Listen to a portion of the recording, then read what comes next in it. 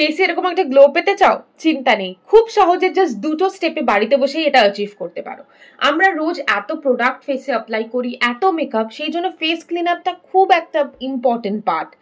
এটা স্কিনটাকে হেলদি রাখতেও সাহায্য করে আর তার সাথে তো গ্লো দেয়। তাই ভাবলাম তোমাদের সাথে আজকে এটা শেয়ার করি। আর যে ইনগ্রিডিয়েন্ট গুলো ইউজ করেছি সেগুলো তেমন এক্সপেন্সিভ না, আর বাড়িতে বসেই পেয়ে যাবে।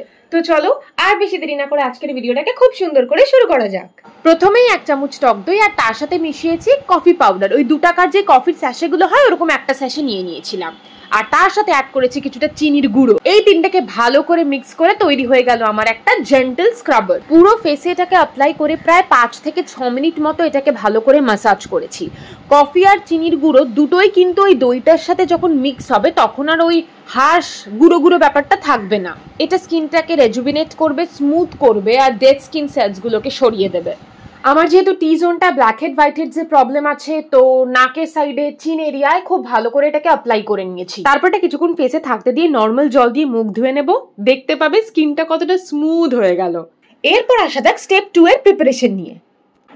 1 চামচ মতো মুলতানি মাটি, 1/2 চামচ মধু আর এই দুটোকে মিক্স করার জন্য কাঁচা দুধ, অল্প অল্প করে দুধ মিশিয়ে একটা প্যাক টাইপের এটা তৈরি করেছি।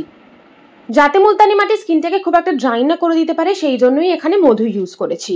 দেন এই ফেস প্যাকটাকে পুরো ফেসে ভালো করে অ্যাপ্লাই করে নিয়েছি। মুলতানি মাটি বেসিক্যালি পোরস থেকে সমস্ত ডার্ট পলিউশনকে দূর করবে।